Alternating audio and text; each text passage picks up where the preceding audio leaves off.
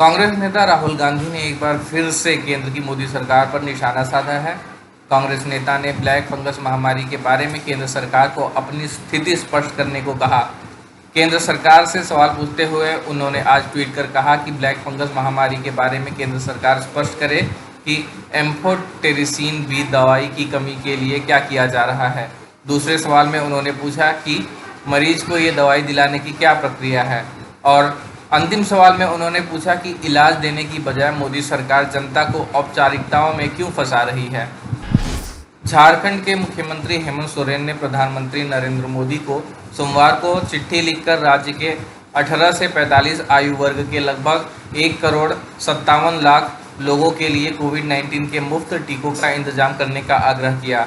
उन्होंने कहा कि कोरोना महामारी का दंश झेल रहे झारखंड के लिए इस उद्देश्य के लिए लगभग 1,100 करोड़ रुपए का व्यय करना संभव नहीं है। प्रधानमंत्री को लिखे चिट्ठी में मुख्यमंत्री हेमंत सोरेन ने कहा कि 18 वर्ष से 45 वर्ष के राज्य के नागरिकों को दिए जाने वाले कोविड-19 के टीकों की संख्या लगभग 1,57,00,000 होगी और इतने टीके खरीदने के लिए राज्य को कम से कम 1,100 करोड़ रुपए की आवश्यकता होगी। उन्होंने लिखा कि जैसे ही टीके 12 से 18 वर्ष के बच्चों के लिए भी उपलब्ध होंगे तो इस मद में कम से कम 1,000 करोड़ रुपए की अतिरिक्त आवश्यकता होगी। गुजरात में डॉक्टरों का प्रतिनिधित्व करने वाले अहम संगठनों ने एलोपैथी और उसके डॉक्टरों के खिलाफ कथित रूप से अपमानजनक बयानों को लेकर योग गुरु रामदेव के खिलाफ एफआईआर दर्ज करने की मांग करते हुए सोमवार को अहमदाबाद पुलिस से संपर्क किया।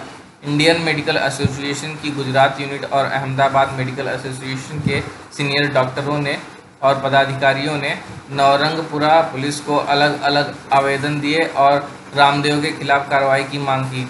दोनों ही संगठनों ने रामदेव के विरुद्ध एपिडेमिक डिजास्टर एक्ट और डिजास्टर मैनेजमेंट एक्ट की संबंधित धाराओं के तहत एफआईआर दर्ज करने की अपील की।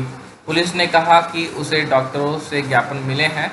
पुलिस उपायुक्त रविंद्र पटेल ने कहा है कि उन्होंने जो मुद्दा उठाया है वह हमारे अधिकार क्षेत्र के बाहर है।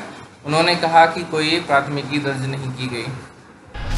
लक्षद्वीप के सांसद मोहम्मद फैजल ने सोमवार को कहा कि केंद्रीय गृह मंत्री अमित शाह ने आश्वासन दिया है कि द्वीप के लोगों द्वारा जिस मसौदा कानून का विरोध किया जा रहा है उसे स्थानीय प्रतिनिधियों से चर्चा के बिना अंतिम रूप नहीं दिया जाएगा। शाह से मुलाकात के बाद पत्रकारों से बात करते हुए फैजल ने कहा कि उन्होंने नए प्रशासक प्रफुल्ल पटेल द्वारा प्रस्तावित मसौदा कानून को लेकर हो रहे कड़े विरोध के बारे में गृह मंत्री को बताया है। भारत में एक दिन में कोरोना वायरस संक्रमण के 1,27,510 नए मामले सामने आए हैं। देश में कुल मामलों की संख्या 2,81,75,044 पहुंच गई है। पिछले 24 घंटे में 2,795 लोगों की इसकी वजह से मौत हुई है।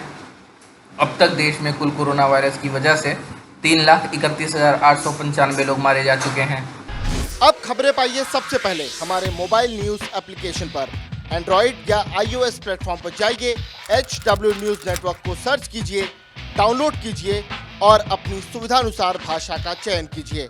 खबरों की भीड़ में अपने काम की खबर पाते रहिए।